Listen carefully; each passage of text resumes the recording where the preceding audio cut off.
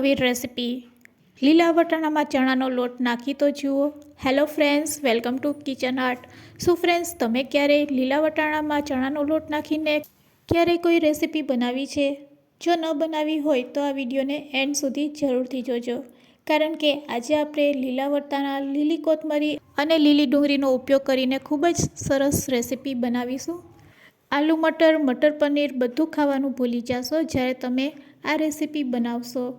Tasty અને ચટાકેદાર એવી recipe આજે આપણે બનાવીશું. રેસિપી સારી લાગે તો લાઈક અને શેર કરજો. મારી ચેનલ ઉપર નવા હોય અને મારી ચેનલને હજુ સબસ્ક્રાઈબ ન કરેલ હોય તો સબસ્ક્રાઈબ કરી બાજુનું બેલ બટન દબાવવાનું ભૂલશો નહીં, જેથી કરીને તમને મારા નવા વિડીયોનું નોટિફિકેશન મળતું રહે. તો અહીંયા સૌથી પહેલાં આપણે લીલા વટાણા લેવાના છે. ફ્રેશ તાજા લીલા વટાણા આપણે લેશું. તેને સારી રીતે ધોઈ લેશું. હવે તેમાં આપણે કોથમીર એડ કરવાની છે. 1 વાટકી લીલા વટાણાની સામે 1 વાટકી જેટલી આપણે લીલી કોથમરી એડ કરશું. ફ્રેન્ડ્સ, આ પરફેક્ટ માપ છે. અને હવે તેની સામે આપણે 1 કપ જેટલો ચણાનો લોટ એડ કરવાનો છે. પણ આપણે ચણાનો લોટ અત્યારે એડ નથી કરવાનો. સૌથી પહેલાં આપણે આ બંને વસ્તુને મિક્સર જારમાં લઈ લેશું અને મિક્સર જારમાં તેને ક્રશ કરી લેશું. હવે લીલા વટાણાને અને લીલી કોથમરીને આપણે મિક્સર જારમાં એડ કરી દઈશું. પરફેક્ટ માપ સાથે જો તમે આ રેસિપી બનાવશો તો એકદમ ટેસ્ટી અને સ્વાદિષ્ટ બનશે. બસ હવે આપણે તેમાં અડધી ચમચી અજમા એડ કરશું. અને તીખાશ માટે જો તમારે લીલું મરચું નાખવું હોય તો એક કટ કરીને એડ કરી શકો છો. અજમા એડ કર્યા પછી તેને આપણે ગ્રાઇન્ડ કરી લેશું. તો ફ્રેન્ડ્સ, થોડુંક પાણી નાખીને આપણે તેને ગ્રાઇન્ડ કરવાનું છે. 1.5 ચમચી જેટલું પાણી એડ કરીને તેને સારી રીતે ગ્રાઇન્ડ કરી લેશું. ગ્રાઇન્ડ કર્યા પછી તમે જોઈ શકો છો અહીંયા આપણી ગ્રીન કલરની સરસ સ્મૂથ પેસ્ટ છે તે તૈયાર છે. બસ આ થિકનેસ જ આપણે રાખવાની છે. અને હવે તેને આપણે મિક્સિંગ બાઉલમાં કાઢી લેશું. મિક્સિંગ બાઉલમાં કાઢ્યા પછી હવે આપણે ચણાનો લોટ એડ કરવાનો છે. તો પહેલાં સ્વાદ મુજબ આપણે તેમાં મીઠું એડ કરી દઈશું. મીઠું એડ કર્યા પછી અહીંયા આપણે 1 કપ જેટલો ચણાનો લોટ લેશું. તેને ડાયરેક્ટ એડ નથી કરવાનો. આ રીતે 2-2 ચમચી જેટલો પહેલાં લોટ એડ કરતા જઈશું, મિક્સ કરતા જઈશું. જરૂર લાગે ફરીથી આપણે ચણાનો લોટ એડ કરવાનો છે. આ રીતે કરવાથી તેમાં ગઠ્ઠા પણ નહીં પડશે અને આપણે જે થિકનેસ જોઈએ છે તે પરફેક્ટ મળશે. તો ફ્રેન્ડ્સ, તમે જોઈ શકો છો બસ આ રીતે આપણે ચણાનો લોટ એડ કરતા જઈશું. ટોટલ 1 કપ જેટલો આપણે ચણાનો લોટ એડ કરેલો છે.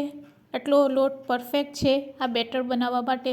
તો અહીંયા આપણું બેટર પણ રેડી છે. હવે આપણું બેટર કેટલું ઠીક રાખવાનું છે તે તમને દેખાડું છું. આ રીતે આપણે તેને ચેક કરવાનું છે. સ્પેચ્યુલામાંથી પડે નહીં એટલે સમજવાનું કે બેટર એકદમ પરફેક્ટ છે. હવે એક પ્લેટને આપણે તેલથી ગ્રીસ કરી લેશું અને રેડી કરેલા બેટરને તરત જ તેમાં એડ કરવાનું છે. ફ્રેન્ડ્સ, અહીંયા આપણે ના તો સોડા ના તો ઈનો કંઈ પણ એડ કરવાની જરૂર નથી.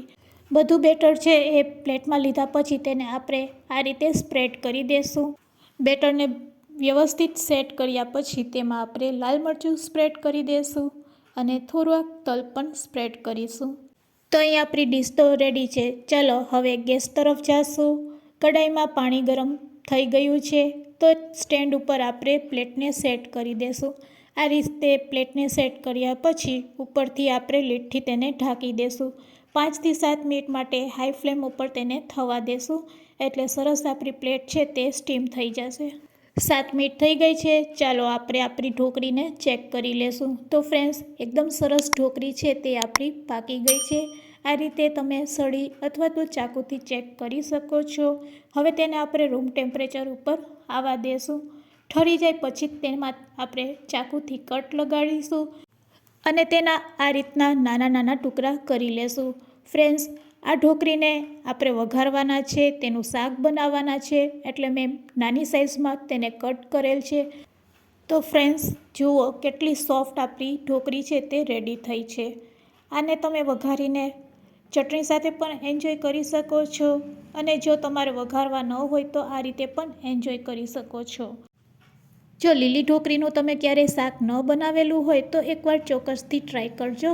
તો અહીંયા આપણે મીડિયમ સાઇઝની 1 ડુંગળી લીધેલી છે, મીડિયમ સાઇઝનું ટમેટું લીધેલું છે, 2-3 લસણની કરી અને થોડુંક કાશ્મીરી લાલ મરચું પાવડર એડ કરી આ બધી વસ્તુને આપણે મિક્સર જારમાં ગ્રાઇન્ડ કરી તેની પ્યુરી બનાવી લેશું. તો અહીંયા સરસ પ્યુરી રેડી છે. ચાલો હવે કઢાઈમાં આપણે તેલ ગરમ કરીશું. તેલ ગરમ થાય એટલે તેમાં રાઈ અને જીરું એડ કરી દઈશું. રાઈ અને જીરું સરસ કકળી જાય એટલે ચપટી હિંગ નાખીશું. સાથે એડ કરીશું લીમડાના પાન. લીમડાના પાન એડ કર્યા પછી તરત જ અહીંયા આપણે લીલી ડુંગળી એડ કરવાની છે. અડધી વાટકી લીલી ડુંગળી એડ કરશું. ફ્રેન્ડ્સ, આ બધી વસ્તુ અત્યારે શિયાળામાં ખૂબ જ સરસ મળતી હોય છે, તો લીલી ડુંગળીથી આપણે તેનો વઘાર કરીશું. હવે આપણે જે પેસ્ટ બનાવેલી છે પ્યુરી, તે એડ કરી દઈશું. આ રીતે ટમેટાની પેસ્ટ બનાવીને જો તમે ગ્રેવી બનાવશો તો ગ્રેવીનો સ્વાદ છે તે 4 ગણો વધી જશે. તો હવે ટમેટાનો રસ એકદમ સરસ પાકી જાય, તેમાંથી તેલ છૂટું પડે, તેના માટે આપણે લીડથી તેને થોડીક વાર ઢાંકી દઈશું. 30 સેકન્ડ પછી આપણે તેને ચેક કરીશું તો તેમાંથી તેલ છૂટું પડવા માંડશે. આ રીતે તેલ છૂટું પડવા માંડે એટલે એમાં આપણે બધા મસાલા એડ કરશું. રૂટિનમાં જે મસાલા આપણે એડ કરતા હોય તે જ આપણે અહીંયા લેવાના છે. તો અહીંયા સૌથી પહેલાં આપણે હળદર એડ કરશું. ચપટી હળદર એડ કરી, અડધી ચમચી ધાણા જીરું પાવડર અને તમને તીખાશ જેવી પસંદ હોય તે રીતે લાલ મરચું પાવડર એડ કરવાનું. તો મેં 1 ચમચી જેટલું લાલ મરચું પાવડર એડ કરેલું છે. સાથે શાકનો કલર સરસ લાગે એટલે કાશ્મીરી લાલ મરચું પાવડર અને સ્વાદ મુજબ મીઠું નાખી દેશું. અહીંયા આપણે ગ્રેવીના માપ જેટલું જ મીઠું નાખવાનું છે. ઢોકળીમાં ઓલરેડી મીઠું નાખેલું છે, તો મીઠું નાખતી વખતે ખૂબ જ ધ્યાન રાખવાનું. હવે આપણી ગ્રેવી છે એ એકદમ સરસ રેડી થઈ ગઈ છે. મસાલા સરસ પાકી જાય પછી તેમાં આપણે પાણી એડ કરવાનું છે. તો ફ્રેન્ડ્સ, હવે આપણે તેમાં પાણી એડ કરશું. 1 ગ્લાસ જેટલું આપણે પાણી એડ કરવાનું છે અને પાણીને સરસ ઉકળવા દેવાનું છે. 1 ગ્લાસ જેટલું પાણી છે તે ઇનફ છે આટલી ઢોકળી માટે. હવે ચાલો તેને લીડથી ઢાંકી દઈએ અને ઉકળવા દઈએ. આ રીતે પાણી સરસ ઉકળવા માંડે પછી જ આપણે તેમાં તૈયાર કરેલી લીલી ઢોકળી છે તે એડ કરશું. તો ફ્રેન્ડ્સ, હવે પાણી સરસ ઉકળવા લાગ્યું છે. ઢોકળી એડ કરી દેશું. ઢોકળી એડ કર્યા પછી ફક્ત 1 મિનિટ માટે જ તેને પકાવીશું. ફરીથી લીડથી ઢાંકીને તેને 1 મિનિટ માટે પકાવીશું. 1 મિનિટ થઈ ગઈ છે. હવે આપણે શાકને ચેક કરી લઈએ. તો ફ્રેન્ડ્સ, ઢોકળીનું શાક રેડી છે. જો તમારે ગ્રેવીવાળું બનાવવું હોય તો અહીંયા આપણું શાક રેડી છે, અને જો તમારે ડ્રાય બનાવવું હોય તો હજુ 1 મિનિટ માટે તેને પકાવવાનું. તો અહીંયા આપણું શાક રેડી છે. ગેસની ફ્લેમ બંધ કરી દઈશું. ઢોકળીનું શાક જ્યારે પણ બનાવો ત્યારે ઢોકળીના શાકમાં રસો છે તે આગળ પડતો રાખવાનો, કારણ કે જેમ જેમ તે ઠંડુ થશે તેમાં રહેલા ચણાનો લોટ છે તે રસાને એબ્ઝોર્બ કરશે અને તમારું શાક છે તે ઘટ થતું જશે. હવે તેમાં આપણે કોથમીર એડ કરીને તેને સર્વ કરીશું. જો લીલી ઢોકળીનું આ રીતે તમે શાક બનાવશો તો મારી ગેરંટી છે કે રોટલી ઓછી પડશે. તો ફ્રેન્ડ્સ, આજની શીખારેલી રેસીપી તમને કેવી લાગી તે મને કમેન્ટ્સમાં જરૂરથી કહેજો. આ રેસીપી તમે ક્યાંથી જોઈ રહ્યા છો તે પણ મને કમેન્ટ્સમાં જરૂરથી કહેજો.